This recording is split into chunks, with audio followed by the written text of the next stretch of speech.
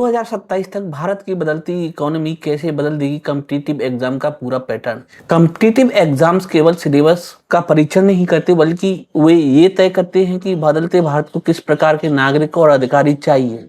भारत आज एक बड़े इकोनॉमिक और टेक्नोलॉजिकल परिवर्तन के दौर से गुजर रहा है। Digital India, artificial intelligence, automation, green economy, digital public infrastructure, startup economics तथा डाटा ड्रिवन गवर्नेंस जैसी पहले देश की प्रशासनिक व्यवस्था और रोजगार के स्वरूप को तेजी से बदल रही है। लंबे समय तक अधिकांश कॉम्पिटिटिव एग्जाम्स में सफलता का आधार मुख्य रूप से रोट लर्निंग यानी रटकर याद करना माना जाता था। जिन अभ्यर्थियों को अधिक तथ्य या फैक्ट, डेट्स, आर्टिकल्स और सामान्य ज्ञान या जनरल नॉलेज याद होता था, वे अधिक सफल होते थे। लेकिन बदलती इकोनॉमी और आधुनिक गवर्नेंस की आवश्यकताओं ने यह स्पष्ट कर दिया कि जानकारी, इंफॉर्मेशन पर्याप्त नहीं।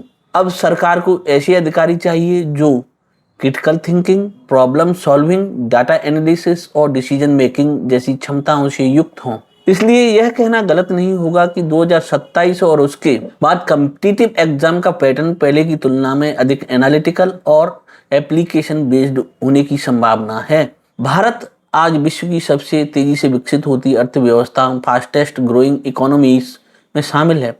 सरकार द्वारा संचालित अनेक योजनाएं इस परिवर्तन को गति दे रही हैं, जैसे digital India, make in India, startup India, PM गति शक्ति, national logistic policy, semiconductor missions. आज लगभग हर सरकारी विभाग डिजिटल प्लेटफॉर्म का उपयोग कर रहा है।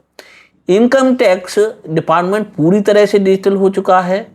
बैंकिंग सिस्टम ऑनलाइन और पेपरलेस बन चुका है। यूपीआई ने पेमेंट सिस्टम को ही बदल कर रख दिया है। लैंड रिकॉर्ड का डिजिटाइजेशन हो रहा है। कोर्ट में ई फिलिंग शुरू हो चुकी है। पुलिस इन्वेस्टिगेशन में टेक्नोलॉजी और एआई का यूज बढ़ रहा है।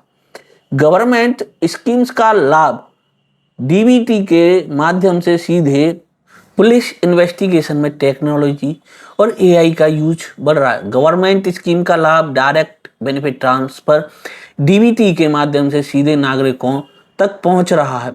ऐसी स्थिति में भविष्य के सरकारी कर्मचारी गवर्नमेंट एम्प्लॉय से केवल रूल्स याद रखने की अपेक्षा नहीं करेगी, बल्कि उनसे डिजिटल सिस्टम को समझने, डाटा का विश्लेषण करने और सही निर्णय लेने की क्षमता भी अपेक्षित होगी।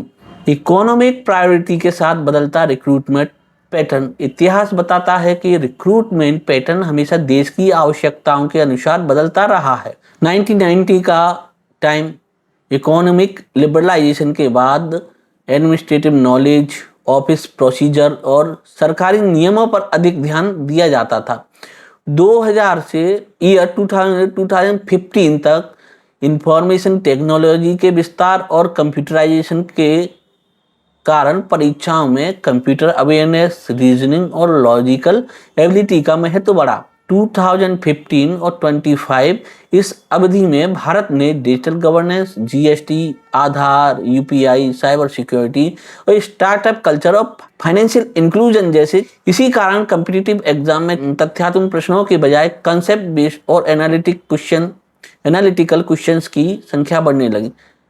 और आगे भविष्य में 2027 और उसके बाद भविष्य में सरकार ऐसे कैंडिडेट चाह रही हैं जो डेटा को समझ सकें, पॉलिसी का विश्लेषण कर सकें और टेक्नोलॉजी के साथ कार्य कर सकें।